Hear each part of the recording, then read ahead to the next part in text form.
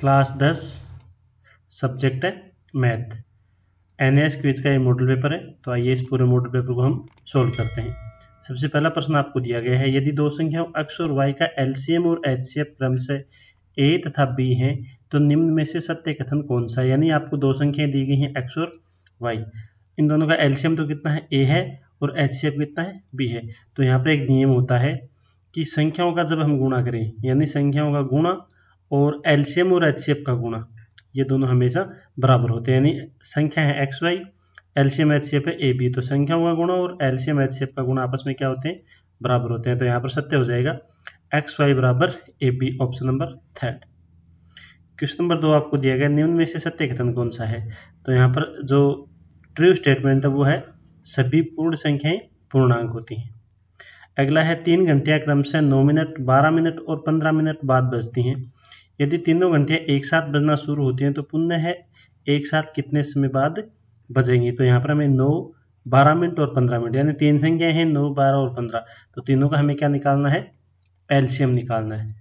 तो 9, 12 और 15 का जब हम एलसीएम निकालते हैं, देखिए ऐसे 9, 12, 15 तीनों में किसका डिवाइड होता है, सबसे पहले 2 का करेंगे, 9 में नहीं होता तो 9 को ऐसा कैसा, इसमें 6 और ये 15 ऐसा कैसा, फिर 2 का डिवाइड करेंगे 9, ये 3 और ये 15, फिर 3 का करेंगे, ये 3, 1 और ये 5, फिर 3 का करेंगे 1, 1, 5 और फिर 5 का करेंगे तो 1, 1, 1 मल्टीप्लाई करेंगे, 5 3 15, 15 3 45, 45 दूनी 90, 90 दूनी 180, यानी 180 मिनट बाद में एक साथ बजेंगी।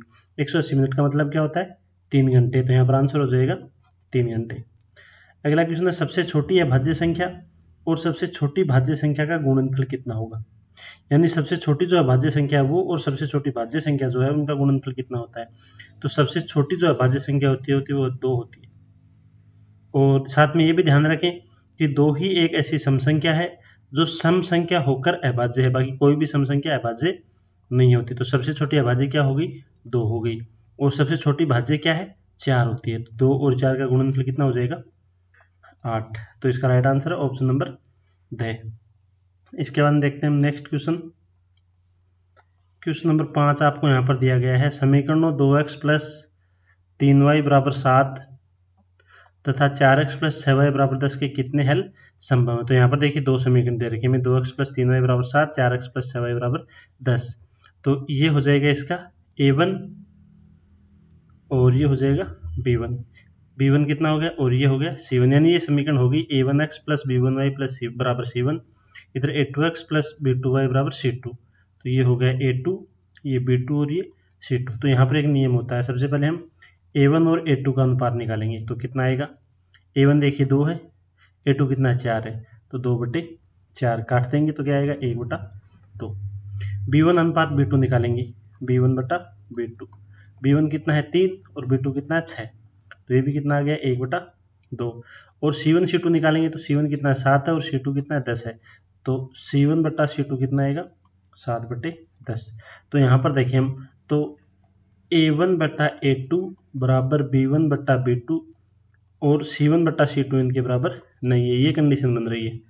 और इस कंडीशन के हिसाब से ये दोनों जो समीकरण है 2x प्लस 3y बराबर 7, 4x प्लस 6y बराबर 10, इनका जब हम ग्राफ खींचते हैं तो ग्राफ में 2 लाइनें आएंगी, दोनों कैसी आएंगी, समांतर लाइनें आएंगी।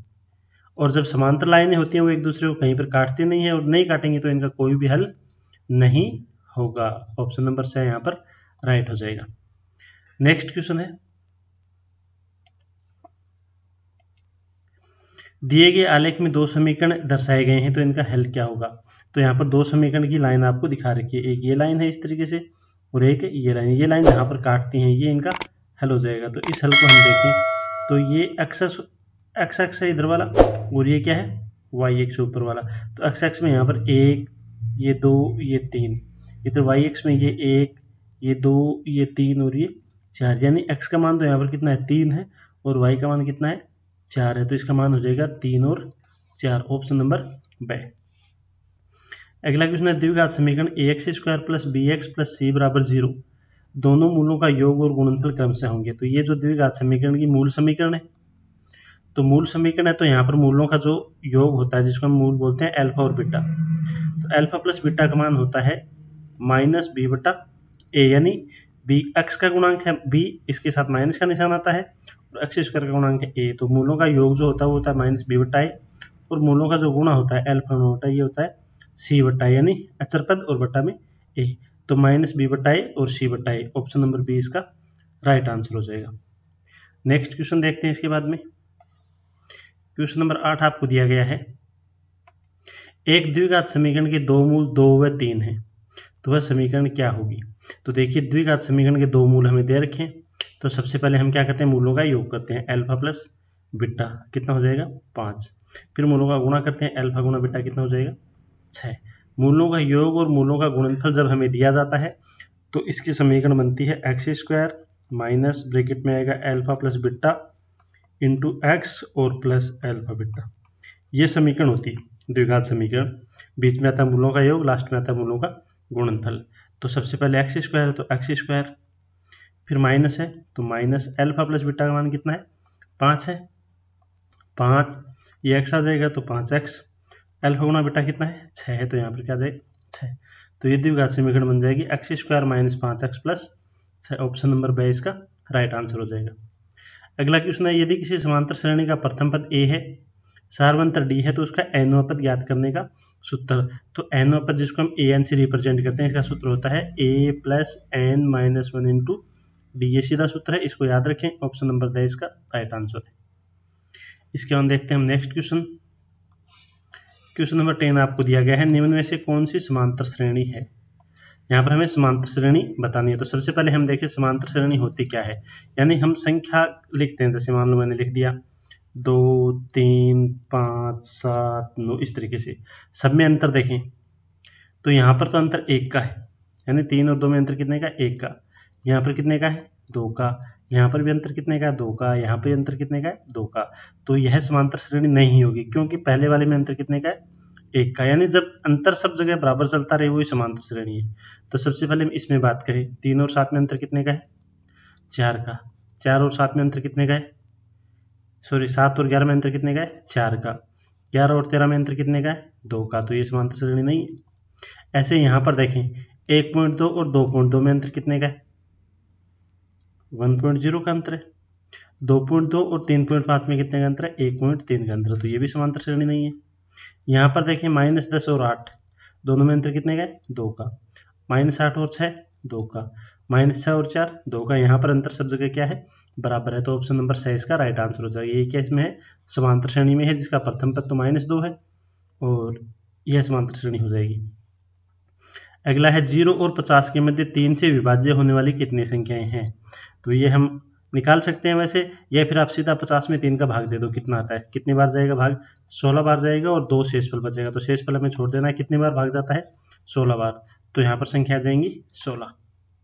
निम्न में से कौन सी त्रिभुज की समरूपता की कसौटी नहीं है, यानी समरूप, तो समरूपता के लिए ये नियम होते हैं, भुजा भुजा नियम भी होता है, भुजा कोण भुजा नियम भी होता है, कोण कोण कोण नियम भी होता है, ये नियम नहीं होता कोण भुजा भुजा, तो इसका राइट आंसर हो जाएगा ऑप्शन नंबर फर्स्ट। इसके अंदर देखते हैं हम नेक्स्ट क्वेश्चन। नेक्स्ट क्वेश्चन आपको दिया गया है, दी गई आकृति में एस टी समांतर क्यू आर, ये निशान किसका है समांतर का निशान है, एस टी समांतर क्यू आर है, तथा पी एस बराबर 3 सेंटीमीटर, एच क्यू बराबर 5 सेंटीमीटर, पी टी बराबर 6 सेंटीमीटर है, तो टी आर का मान कितना होगा। यहाँ पर देखिए ये चित्र दिया गया आपको, इसमें ये एस टी लाइन और ये क्यू आर लाइन दोनों क्या है समांतर लाइन है, ये 3 सेमी है, ये 5 सेमी, ये 6 सेमी है, और ये हमें निकालनी है, तो इसको मान लेते हैं हम एक्स। तो इस तरीके से जब आपको डायग्राम दिया गया है तो इसमें क्या होता है, ये भुजा इसके अनुपात में ये भुजा बराबर ये भुजा इसके अनुपात में ये भुजा, ऐसे होता है इसमें। तो मैं लिख देता हूँ यहाँ पर पी एस ये आ गई, इसके नीचे क्या आएगा एस क्यू बराबर आ जाएगा पी टी बट्टे टी आर। पी एस कितनी है 3 है, एस क्यू कितनी है 5 है, तो 3/5 बराबर ये कितनी है पी टी कितनी है 6 है, और टी आर हमने एक्स मानी तो एक्स। फिर यहाँ पर इनका वज्र गुणा कर देंगे, क्रॉस मल्टीप्लाई, एक्स को 3 से गुणा करेंगे तो क्या आएगा 3x बराबर 6 को 5 से गुणा कर देंगे तो कितना आ जाएगा 30, 3 यहाँ पर गुणा में है, दूसरी साइड में जाएगा तो भाग में, तो 30/3 बराबर कितना आ गया 10। तो टी आर का मान कितना आएगा 10, ऑप्शन नंबर से। नेक्स्ट क्वेश्चन आपको दिया गया है क्वेश्चन नंबर 14, बिंदु ए 8, तथा बी बिंदु है जिसके निर्देशांक है 2 और -4 के बीच की दूरी 10 इकाई है, तो x का मान कितना होगा, यानी ए बिंदु है और बी बिंदु है। ग्राफ में इन दोनों के बीच की दूरी कितनी है, 10 इकाई है, तो हमें x का मान निकालना है। तो हम सबसे पहले दूरी सूत्र लगाएंगे। दूरी सूत्र क्या होता है, √x1 - x2 का स्क्वायर प्लस y1 - y2 का स्क्वायर, ये होता है दूरी सूत्र। दूरी कितनी दे रखी है, 10 दे रखी है, तो दूरी की जगह हम 10 लिख देंगे, बराबर वर्गमूल, ये हो जाएगा x1 y1, ये हो जाएगा x2 y2। तो सबसे पहले है x1 - x2 का स्क्वायर, तो 8 - 2 का स्क्वायर प्लस y1 - y2 का स्क्वायर, तो x माइनस -4 का स्क्वायर, तो x माइनस और फिर -4 आएगा तो x प्लस 4 का स्क्वायर, ये हो जाएगा।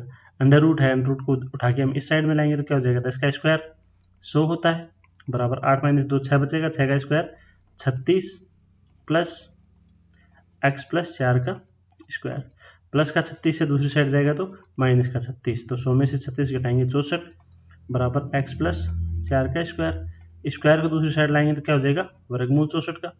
तो x प्लस 4 बराबर क्या आएगा, 64 का वर्गमूल कितना होता है, 8 होता है, प्लस का 4 दूसरी साइड में जाएगा तो माइनस का 4, तो x बराबर 8 - 4, तो x का मान कितना आएगा, 4।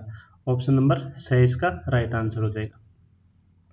इसी प्रकार आपको नेक्स्ट क्वेश्चन दिया गया है, स्टेशन P और Q के निर्देशांक क्रमशः 7 और 4, -5 -1 है, तो दोनों स्टेशनों के मध्य की दूरी, यही दूरी सूत्र है, यहाँ पर हमें दूरी निकालनी है। तो x1 - x2 का स्क्वायर करेंगे सबसे पहले, तो 7 -5 तो 7 प्लस 5 का स्क्वायर हो जाएगा, और प्लस y1 - y2 करेंगे तो 4 -1 है तो 4 प्लस 1 का स्क्वायर, और इसका क्या आ जाएगा, वर्गमूल, ये हो जाएगी दूरी। 7 प्लस 5 कितना हो गया, 12, और 12 का स्क्वायर कितना होता है, 144। 4 प्लस 1 5, 5 का स्क्वायर कितना हो गया, 25, इसका हम वर्गमूल निकालेंगे, दोनों को जोड़ेंगे तो कितना आएगा, 169, इसका वर्गमूल कितना हो जाएगा, 13, तो इसका आंसर हो जाएगा 13 इकाई, ऑप्शन नंबर फर्स्ट। इसके बाद देखते हैं क्वेश्चन नंबर 16। क्वेश्चन नंबर 16 में आपको यहाँ पर दिया गया, दिए गए समकोण त्रिभुज में थीटा यदि न्यून कोण है, यहाँ पर आपको थीटा दिया गया है, ये क्या है, थीटा है, यहाँ पर इस तरीके से थीटा न्यून कोण है, तो कोट थीटा का मान कितना होगा। तो देखिए समकोण त्रिभुज में 3 भुजाएं होती हैं, ये होता है कर्ण, थीटा जो दे रखा है इसके सामने एक भुजा को हम बोलते हैं लंब, और नीचे वाला क्या हो गया, आधार। अब समकोण त्रिभुज में जो अनुपात होता है, सबसे पहले होता है साइन थीटा, साइन थीटा का मान होता है लंब बटे कर्ण, साइन थीटा का सूत्र क्या होता है, लंब बटे कर्ण, साइन का उल्टा होता है कोसेक, कोसेक का क्या हो जाएगा, कर्ण बट्टे लंब।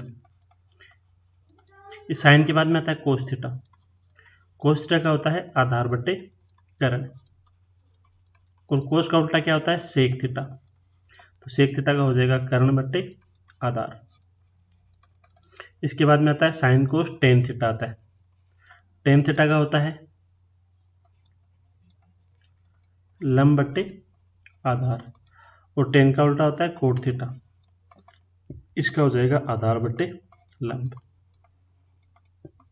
आधार बटे लंब। हमें जो भी निकालना है वो इन सूत्र के हिसाब से निकालेंगे। हमें क्या निकालना है, कोट थीटा निकालना है। तो कोट का सूत्र क्या होता है, आधार बटे लंब। आधार कितना है यहाँ पर, क्यू आर है, और लंब कितना है, पी क्यू है, तो ये हो जाएगा क्यू आर बटे पी क्यू।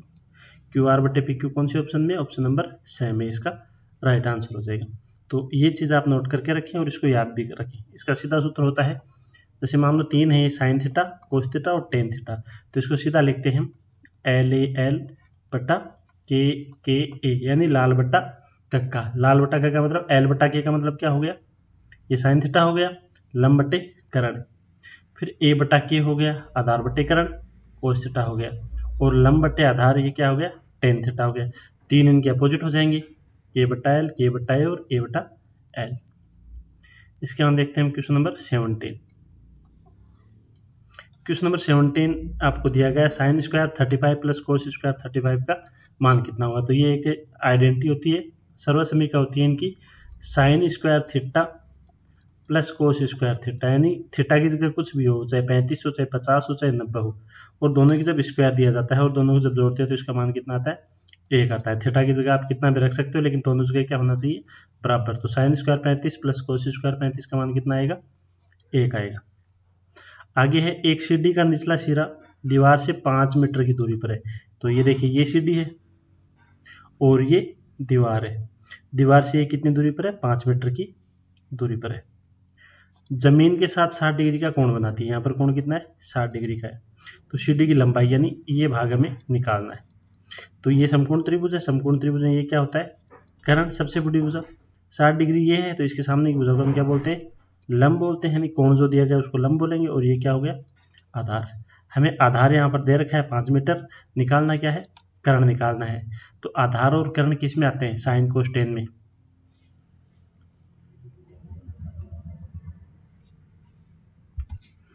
तो साइन कोस टेन में कोस थीटा जो होता है उसका सूत्र होता है आधार बट्टे कर्ण। कोस थीटा का सूत्र क्या होता है? आधार बट्टे कर्ण। थीटा यहाँ पर हमें 60 डिग्री दिया गया है तो कोस 60 डिग्री बराबर आधार कितना है? 5 है। और कर्ण हमें निकालना है तो कर्ण की जगह हम क्या मान लेते हैं? इसको x मान लेते हैं। तो यहाँ पर क्या आ जाएगा? x। अब कोस 60 डिग्री है। कोस 60 डिग्री का मान कितना होता है? 1/2 बराबर 5/x। इनका हम क्रॉस मल्टीप्लाई यानी वज्र गुणा कर देंगे। x को 1 से गुणा करेंगे तो x आएगा और 5 को 2 से गुणा करेंगे तो 10। तो इसका x का मान कितना आ गया? 10। यानी सीढ़ी की लंबाई कितनी आ जाएगी? 10 मीटर। आगे है किसी बाह्य बिंदु से वर्त पर अधिकतम कितनी स्पर्श रेखाएं खींची जा सकती हैं? वर्त है, वर्त का ये बाह्य बिंदु है। तो इस बाह्य बिंदु से हम वर्त पर ऐसे केवल और केवल 2 ही स्पर्श रेखाएं खींच सकते हैं। ऑप्शन नंबर फर्स्ट इसका राइट आंसर हो जाएगा। इसके बाद देखते हैं क्वेश्चन नंबर 20। क्वेश्चन नंबर 20 आपको यहाँ पर दिया गया है। दिए गए वर्त में बिंदु ए पर 2 स्पर्श रेखाएं एपी और एक्यू खींची गई हैं। वर्त का केंद्र ओ वर्त का केंद्र है। पी ओ क्यू बराबर 110 डिग्री है। तो कोण पी ए क्यू का मान कितना होगा? पी ए क्यू यानी ये कोण हमें निकालना है। तो वैसे देखें तो पी ओ क्यू एक चतुर्भुज है। चतुर्भुज के चारों कोणों का मान कितना होता है? 360। जिसमें ये कितना है? 110 है। ये कितना होता है? त्रिज्या और स्पर्श रेखा के बीच का कोण 90 होता है। और ये कितना होता है? 90 होता है। तो 3 कोण हमारे पास आ गए। चौथा कोण हम निकाल सकते हैं। तीनों को जोड़ के और 360 से क्या करेंगे? हम घटा देंगे। तो 90 90 180 180 और 110 कितने हो गए? 290 घटाएंगे तो कितना बचेगा? 70 डिग्री। ऑप्शन नंबर द इसका राइट आंसर हो जाएगा। नेक्स्ट क्वेश्चन आपको दिया गया है किसी त्रिभुज की रचना संभव है यदि, तो यहाँ पर यह आएगा उसकी 2 भुजाओं का योग तीसरी भुजा से अधिक है। क्योंकि तीनों कोणों का योग 180 से अधिक नहीं हो सकता, ये भी नहीं आएगा। 2 कोण समकोण ये भी नहीं हो सकता। और तीनों कोणों का योग 180 से कम है। तीनों कोणों का योग हमेशा कितना होता है? 180 होता है। और समकोण एक ही हो सकता है 90 डिग्री का। इसका देखते हैं क्वेश्चन नंबर 22। क्वेश्चन नंबर 22 आपको दिया गया एक अर्धगोलाकार प्याले की त्रिज्या 7 सेमी है तो प्याले का आयतन कितना होगा? तो अर्धगोला जो होता है उसका आयतन होता है 2/3 पाई आर क्यूब। तो 2/3 पाई का मान होता है 22/7 और आर कितनी दे रखी है? 7। त्रिज्या कितनी है? 7 × 7 × 7 क्यूब है तो 3 बार आ जाएगा। 7 से 7 कट गया। 22 को 2 से गुणा करेंगे 44। 7 को 7 से गुणा करेंगे 49। तो 44 × 49/3 और 44 को 49 से गुणा करेंगे तो 9 चौक 36 यानी 2156/3 सेंटीमीटर क्यूब। ये इसका आंसर हो जाएगा। इसके बाद में देखते हैं हम next question, question number 23। Next question आपको दिया गया हाथ धोने की एक साबुन की टिकिया की माप 4 सेमी × 2 सेमी × 2 सेमी है। यदि इस साबुन की लंबाई के सहारे 2 बराबर भागों में काटा जाए तो प्राप्त साबुन के टुकड़े का पृष्ठीय क्षेत्रफल कितना होगा? यानी साबुन की लंबाई हमें 4 सेमी दे रखी है। इस तरीके से साबुन कैसी होती है? घनाभ के आकार की होती है इस तरीके से। और इसकी लंबाई कितनी दे रखी है? हमें 4 दे रखी है। तो इसको लंबाई के सहारे 2 बराबर भागों में काट दें, यानी इसको 2 बराबर भागों में ऐसे काट दें तो लंबाई कितनी बचेगी? 2 सेमी। इधर भी कितनी आ जाएगी? 2 सेमी। लंबाई 4 सेमी है तो लंबाई तो क्या रहेगी? टुकड़ा काटेंगे तो लंबाई तो कितनी रहेगी? 2 सेमी। चौड़ाई उतनी रहेगी और ऊंचाई भी उतनी रहेगी। यानी लंबाई चौड़ाई ऊंचाई तीनों कितने आ जाएंगी? 2 2 और 2। तो लंबाई चौड़ाई ऊंचाई तीनों हमारे पास। तो हम क्या करेंगे? घनाभ का क्षेत्रफल निकालेंगे। और घनाभ के क्षेत्रफल का सूत्र होता है 2 गुणा ब्रैकेट में लंबाई गुणा चौड़ाई प्लस चौड़ाई गुणा ऊंचाई और प्लस ऊंचाई गुणा लंबाई। ये सूत्र होता है। तो 2 गुणा लंबाई गुणा चौड़ाई तीनों बराबर ही हैं। 2 2 2 तो 2 × 2 प्लस चौड़ाई गुणा ऊंचाई 2 × 2 प्लस ऊंचाई गुणा लंबाई 2 × 2। 2 × 2 4 ये भी 4, ये भी 4, 4 4 और 4 तो कितने हो गए, 4 4 8 और 4 12, 12 को 2 से गुणा करेंगे तो कितना आएगा 24, 24 इसका आंसर हो जाएगा। नेक्स्ट क्वेश्चन है माध्यक और बहुलक में संबंध क्या है। तो यहाँ पर देखिए माध्यिका या माध्य भी बोलते हैं इसको, इनमें संबंध ये होता है, ये सीधा सूत्र है, ये आपको याद रखना है, बहुलक बराबर 3 माध्यिका माइनस 2 माध्य। अगला स्माइल प्रोग्राम के अंदर के देख सप्ताह में प्रतिदिन ऑनलाइन क्विज में भाग लेने वाले छात्रों की संख्या निम्न प्रकार है 39 45 68 37 53 58 और 49। तो इन आंकड़ों का माध्यक क्या होगा। माध्यक निकालने के लिए हम सबसे पहले आंकड़ों को किस में रखते हैं, आरोही क्रम में। तो आरोही क्रम में रखेंगे तो सबसे पहले सबसे छोटा नंबर आएगा, या आप चाहो तो अवरोही में भी लिख सकते हो, सबसे पहले बड़ा नंबर भी लिख सकते हो। आरोही अवरोही दोनों एक चीज़ है, किसी भी क्रम में हमें इन डाटाओं को लिखना है। तो सबसे पहले क्या आ गया 37, 37 के बाद में क्या आएगा 39, 39 बाद में कितना आ जाएगा 45, 45 बाद में 49, 49 बाद में 53 58 और 68, 53 58 और 68। टोटल कितने डाटा दिए गए यहाँ पर 7 है। तो सबसे बीच का जो भाग होता है वही क्या होता है, माध्यक होता है। तो यहाँ पर 49 है सबसे बीच में, तो 49 यहाँ पर माध्यक हो जाएगा। इसके बाद देखते हैं हम नेक्स्ट क्वेश्चन नंबर 26। आंकड़ों का माध्य ज्ञात कीजिए। माध्य निकालना है, तो माध्य निकालने के लिए क्या करते हैं, सभी को जोड़ते हैं और जितनी संख्या है उसका हम भाग दे देते हैं। हम यहाँ पर सभी को जोड़ेंगे, तो यहाँ पर जितने भी आंकड़े दिए गए हैं इन सभी आंकड़ों को हम क्या करते हैं, जोड़ते हैं। तो जोड़ने पर इनका योग आएगा 156। टोटल कितने आंकड़े हैं यहाँ पर 3 और 3 6, तो 156 में हम 6 का भाग दे देंगे तो भाग जाएगा 15 में 2 बार, बचेंगे 3, 36 36 में जाएगा 6 बार। तो ऑप्शन नंबर 22 का राइट आंसर हो जाएगा। अगला है किसी घटना के घटित होने की प्रायिकता का संभव मान। तो ये चीज़ ध्यान में रखें, प्रायिकता जो होती है उसका मान हमेशा 0 और 1 के बीच में ही आता है, ना तो 1 से बड़ा आएगा ना 0 से छोटा, यानी ना तो माइनस में आएगा और ना ही 1 से बड़ा, यानी 2 3 4 5 कुछ नहीं आएगा। तो पहला मान नहीं हो सकता माइनस में है, ये मान भी नहीं हो सकता 2 1 से बड़ा है, और 5/3 इसको भी जब निकालते हैं तो ये आता है 1.66, यानी ये भी 1 से बड़ा है। तो यहाँ पर राइट आंसर आएगा ऑप्शन नंबर ब। अगला है एक 52 पत्तों की ताश की गड्डी में से यादृच्छिक रूप से एक पत्ता निकालने पर एक बादशाह आने की प्रायिकता क्या होगी। टोटल पत्तियां कितनी है 52 है, और हमें क्या निकालना है, एक बादशाह निकालना है। किसी भी रंग का बादशाह हो सकता है। तो टोटल बादशाह कितने होते हैं 4 होते हैं, तो 4/52 ये प्रायिकता हो जाएगी। इसको काट सकते हैं हम 4 से, तो 1/13 ऑप्शन नंबर 23 का राइट आंसर हो जाएगा। इसके बाद देखते हैं प्रश्न संख्या 29। 29 का प्रश्न आपको दिया गया है, किसी पासे को उछालने पर एक अभाज्य संख्या प्राप्त होने की प्रायिकता क्या होगी। तो पासे पर टोटल संख्या कितनी होती है 1 2 3 4 5 और 6। टोटल संख्या कितनी होती है 6 होती है, यानी टोटल कुल परिणाम कितने होंगे 6 होंगे। अब हमें क्या प्राप्त करना है, एक अभाज्य संख्या। तो 1 से लेकर और 6 तक की संख्याओं में अभाज्य संख्या कौन कौन सी है। तो यहाँ पर एक तो 2 है अभाज्य संख्या, एक 3 है और एक 5 है। यानी एक जो होता है ना, एक को ना तो भाज्य बोलते हैं और ना ही अभाज्य, एक किसी में काउंट नहीं होता। तो सबसे छोटी संख्या जो होती है वो अभाज्य संख्या होती है, वो 2 होती है, और सबसे छोटी भाज्य संख्या क्या होती है 4 होती है। ऐसा हम पहले दूसरे क्वेश्चन में किया भी है। तो यहाँ पर अभाज्य संख्या कौन कौन सी है 2 3 और 5। टोटल कितनी अभाज्य संख्या है 3 है, तो 3 बट्टे टोटल संख्या कितनी है 6। तो प्रायिकता हो जाएगी 3/6। काट देंगे तो क्या जाएगा 1/2। 1/2 यहाँ पर दिया गया नहीं है, यानी 1 में हम 2 का भाग दे देंगे तो कितना आ जाएगा 0.5। अगला है समान ऊंचाई और समान त्रिज्या वाले बेलन और शंकु के आयतन का अनुपात कितना होगा। तो बेलन का आयतन जो होता है वो होता है πr²h, और शंकु का आयतन होता है 1/3 πr²h।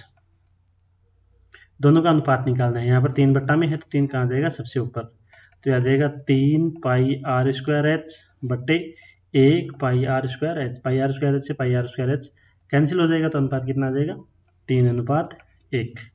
ऑप्शन नंबर 6 इसका राइट आंसर हो जाएगा। तो NAS का ये मॉडल पेपर था जिसके टोटल 30 क्वेश्चन है, ये हमने कर लिए हैं। मिलते हैं अगले वीडियो में एक नए मॉडल पेपर के साथ, तब तक के लिए धन्यवाद।